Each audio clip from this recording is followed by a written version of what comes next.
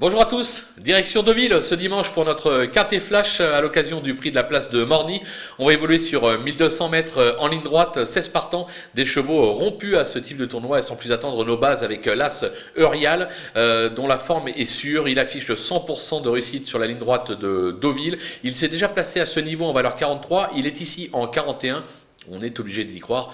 De surcroît, il a hérité d'un excellent numéro dans les stalles. Le numéro 9, Kilo Echo, qui a conclu son année 2020 en trombe par 3 accessites à ce niveau et qui vient de triompher sur la distance à Chantilly pour sa rentrée. Alors c'est la fameuse deuxième course, mais moi j'y crois et je pense même que Jean-Vincent Tout, qui présente l'As et le 9, peut faire afficher le couplet gagnant de cette épreuve. Le numéro 2, Tudobim, on le connaît bien, troisième de cette course l'an dernier, 75% de réussite sur ce parcours, 6 sur 8.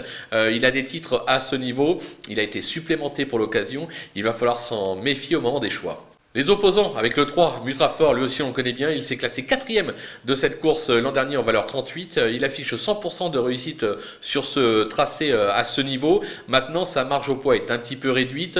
Je pense que pour la victoire, c'est peut-être un petit peu compliqué. Quoique, le cheval possède vraiment d'incontestables moyens. Mais je le vois plutôt pour une 2, 3, 4e place. Le numéro 8, Santi Delmar, qui reste sur une probante 2e place derrière le bon Tudobin, justement, sur un 1200 mètres ligne droite à Chantilly. Alors lui aussi, il a moins de marge, mais il reste compétitif pour les places. Le numéro 6, Big Beat, qui n'a pas été ridicule début mai à ce niveau. Il vient de renouer avec le succès en ligne droite, c'était sur l'hippodrome de Dieppe. Sur sa lancée, pourquoi pas, il peut faire afficher une cote intéressante. Le coup de poker, ce sera le numéro 12, Time to Fly. Son dernier succès a été acquis sur un tracé similaire, c'était sur l'hippodrome de Chantilly. Il vient de courir en progrès sur l'hippodrome de Longchamp. Moi, je vous conseille de ne pas le sous-estimer. Ça peut même se jouer gagnant placé, ce petit cheval-là.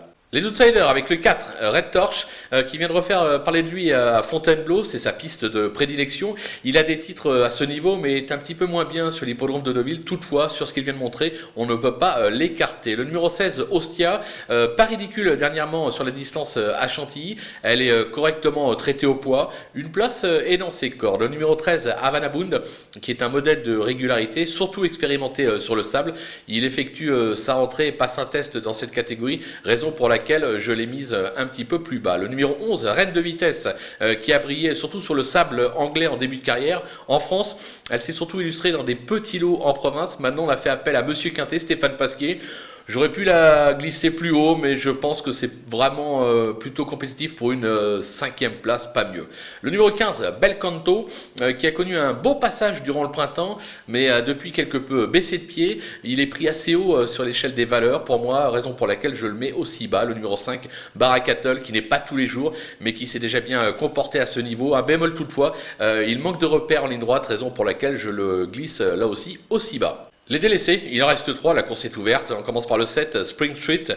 C'est sur la PSF qu'elle s'exprime le mieux. Elle est prise très haute sur l'échelle des poids. Ça me semble vraiment compliqué dans cette épreuve. Le 10, j'aurais dû. Les moyens ne lui manquent pas, on va pas se le cacher, mais il aurait été plus à son affaire sur plus long.